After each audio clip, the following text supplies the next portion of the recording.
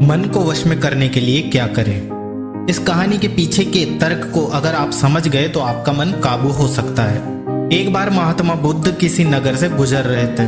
बुद्ध की नजर एक कपड़े के व्यापारी पर पड़ी जो दुखी और हताश दिखाई दे रहा था।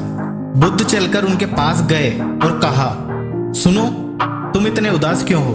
अगर तुम मुझे अपनी चिंता का कारण बताओ तो मैं तुम्हारी कुछ मदद कर सकता हूँ। कपड़े के व्यापारी ने बुद्ध को प्रणाम किया और उनको अंदर बुलाया।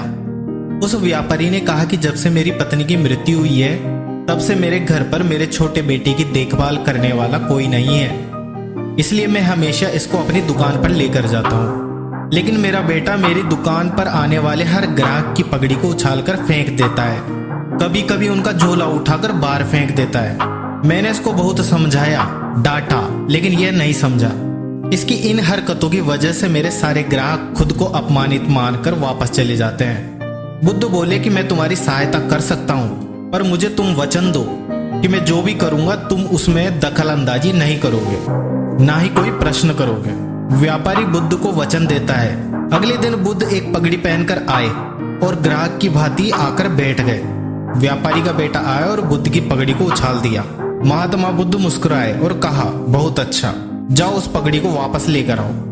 वह बच्चा दौड़कर गया और पगड़ी लाकर बुद्ध को दे दी। अगले दिन बुद्ध एक कुल्हाड़ी और एक लकड़ी लेकर आए।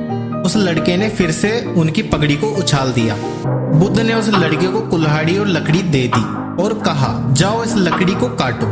व्यापारी को थोड़ा सा डर लग रहा था कि कहीं उसके लड़के को चोट ना लग जाए, लेकिन उसको अपना वचन याद था। 7 दिन तक महात्मा बुद्ध कोई ना कोई नया काम लेकर आते और उस लड़के से करवाते। जल्द ही वह लड़का भूल गया कि उसको किसी की पगड़ी उछालनी है। व्यापारी बहुत खुश हुआ और बुद्ध को धन्यवाद दिया।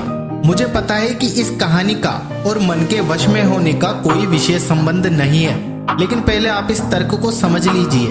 अगर हम अपने मन को अपने हिसाब से काम नहीं करवाएंगे तो मन अपने हिसाब से हमसे काम करवाएगा। मन वश में हो सकता है यदि मन को हम अपने अनुसार चलाएं। मन अपने हिसाब से काम कर सकता है। दूसरा, मन को हम अपने हिसाब से काम करवा सकते हैं। बुद्ध से मिलने से पहले उस लड़की का मन और दिमाग अपने हिसाब से अनियंत्रित रूप से काम कर रहा था, लेकिन बुद्ध ने उस लड़की को अपने अनुसार काम करवाए, जिससे उसकी आदत ही बदल गई। यदि आप अपने मन को वश में करना चाहते हो तो मन को अपने हिसाब से काम करवाएं। वीडियो अच्छा लगे तो इसे लाइक कीजिए, अपने दोस्तों के साथ शेयर कीजिए, और अगर आप इस चैनल पर नए हैं तो चैनल को सब्सक्राइब कीजिए। फिर मिलते हैं नए टॉपिक नए वीडियो के साथ। तब तक के लिए जय हिंद, जय भारत।